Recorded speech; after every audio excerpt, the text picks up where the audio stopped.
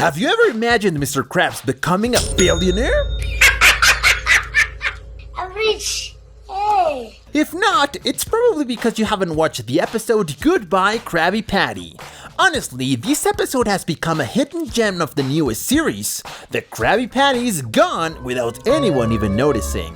So let's break it down and analyze how this episode might have actually outdone the classics. Yeah! This masterpiece begins with our favorite duo jellyfishing, until they get attacked. Thankfully, Nickelodeon decided not to get all fetishy like in the episode A Fish Called Sandy, which we reviewed earlier if you'd like to check it out. Instead, they just ran for their lives. Then we see them doing all kinds of activities together, brushing their teeth, trying on pants, and of course getting into trouble as they wreck an entire supermarket. All to find the best ice cream, Rocky Road. And here's where we meet the saddest crab you'll ever see in your life. He's so obviously miserable that he buys Lonely Crab meals. Just look at those ads, with 30% more loneliness. And this is where the end of the Krabby Patty begins. For real.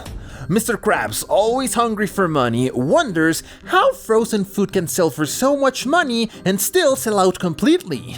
Instead of helping, SpongeBob gives him probably the worst idea ever. He says it'll be amazing if he could sell frozen Krabby Patties. Krab's eyes light up at the thought of making stacks of money selling frozen Krabby Patties. Obviously, this crab isn't gonna spend a single cent on advertising, so he grabs a 2000s era camera and starts filming a super cheap commercial announcing the new frozen Krabby Patties. It's painfully obvious he doesn't care about quality. He stuffs the patty into the box all crushed and misshapen. Then Pearl shows up to finish this abomination of a commercial, and next thing you know, Mr. Krabs ends up in an office of a business executive named Don, who clearly only cares about money. Don tells Krabs that with that low-budget commercial, he won't sell a thing. So he uses some manipulative tactics and tells Krabs to let the experts handle it.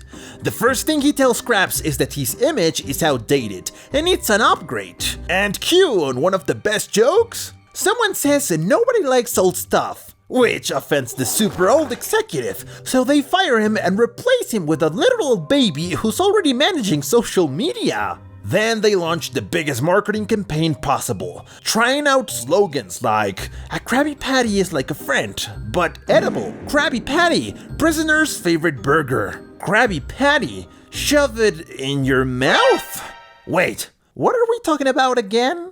Ah, right. So SpongeBob walks in with the lamest slogan ever. Krabby Patty, it tastes good, 'cause it tastes good. Yeah, that's probably how he got kicked off the team. Then the purple executive tells Mr. Krabs they need an ordinary person to represent the brand. SpongeBob, obviously excited, tries to volunteer, but they send him down a pipe and choose his best friend Patrick instead. And Patrick, being even dumber, ends up using the same slogan SpongeBob came up with. So, after slacking off under his rock for who knows how long, Patrick is now being exploited as the face of the new Krabby Patties. Then, Don manipulates Mr. Krabs even further. He tells him his bank account is about to explode and that things would be even bigger if he changed the Krabby Patty formula. And because Krabs couldn't care less about what his customers are eating, he agrees. He doesn't mind if it's literal poop, as long as it means more money. Next thing you know, they build a massive factory called the Krusty Factory. This huge industry starts cranking out hundreds of Krabby Patties in minutes. And just look at that meat paste! Are they trying to show us how real processed food is made? And check out these images. There's a poor fish getting incinerated next to the Krabby Patties that hundreds of fish are about to eat. Whoa! And okay, maybe the new filling isn't poop, but it is sand. Krabs doesn't care, even though SpongeBob warns him. He just says, it's imported filler, and that's why it looks like that. And at least they have a testing area where they make test subjects try the burgers before they go public. This time, it's a guy with a nice hair. He takes one bite and his butt inflates like a balloon. So hey, at least he doesn't need surgery or the gym anymore. The guy says the Krabby Patty tastes disgusting, but he'd still buy it just for Patrick's dumb face on the packaging and because it's easier and more convenient. And just like that, the greedy crab gets the news. Sales of the disgusting frozen Krabby Patties are skyrocketing. He gets handed a check with so many zeros that he has to unfold it just to see the full amount. It's a dream come true for Krabs. And SpongeBob is finally able to return to the Krusty Krab. But he's hit with the surprise that he won't be flipping Krabby Patties anymore, because now it's just a museum. They even added updated animatronics, and SpongeBob's only job now is to tell customers to buy merchandise. The patties are kept in a fridge, and they even have a microwave shaped like Patrick, so people can heat them up right away. And poor Squidward, after all his years working at the Krusty Krab, gets fired because he doesn't have a museum ticket. We see everybody happily buying frozen Krabby Patties, showing off their giant butts. Honestly, it seems like they bought them just because of the giant butts, and not because they were hungry. Meanwhile, Mr. Krabs is living it up in his pool filled with thousands of dollars. And now Patrick is busy signing butts. And things are going great for Patrick, who now owns a massive mansion. So SpongeBob visits his millionaire house to celebrate Patrick's new commercial. And as expected, the rich folks at the party start mocking SpongeBob for being poor. And now Patrick's too busy to hang out with him. That's when SpongeBob returns to the Krusty Krab, and Squidward smashes his animatronic out of frustration to reclaim his old position. Then we see Patrick completely miserable, unable to take another bite of the new Krabby Patties. But nobody cares how Patrick feels, he still has to film that commercial.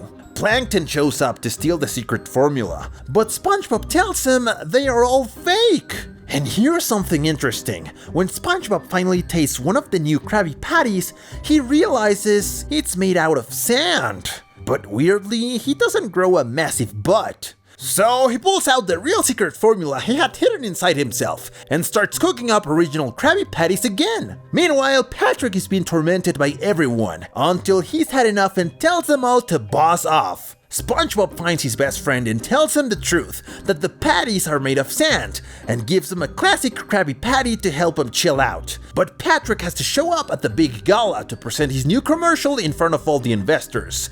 And as expected, Patrick can't keep anything to himself. He reveals to everyone that the patties are made of sand. So everyone starts spitting out the sand they've been eating. Dawn ditches Mr. Krabs, and of course, the greedy red crab's profits start to crash. Mr. Krabs gets all sad because now the factory is bankrupt, and he assumes the Krusty Krab is done for too. But what he didn't expect is that the Jell-O sponge had the genius idea to keep cooking Krabby Patties. That's how he won the customers back. Though, none of the classic Krabby Patties made him a single penny, since SpongeBob was giving them out for free to earn back the trust in the recipe. And just like that, Mr. Krabs only cares about money again, and tells SpongeBob that if he wants to come back as the underpaid, overworked employee he always was, then Mr. Krabs will happily return as the greedy boss who only cares about profit. And even with that, SpongeBob is happy with the idea Mr. Krabs proposes. And that's how the episode ends. Even though it doesn't have the most iconic jokes, it's still a great episode. That's why I give it a solid 9 out of 10. It basically gives us a lesson on how a business can be corrupted by money and fall apart by losing its identity. And here's a fun fact. The amount of money Mr. Krabs received was $1 quintillion. And in case you didn't notice, Squidward mentions he's been a cashier for 17 years, which matches the time since the very first SpongeBob episode aired, considering this one came out in 2017. Also, turns out Patrick has some solid taste in art. In his new mansion, he's got paintings like The Creation of Adam and The Scream. So tell us, what did you like the most about this episode? And would you buy frozen Krabby Patties? Let us know in the comments.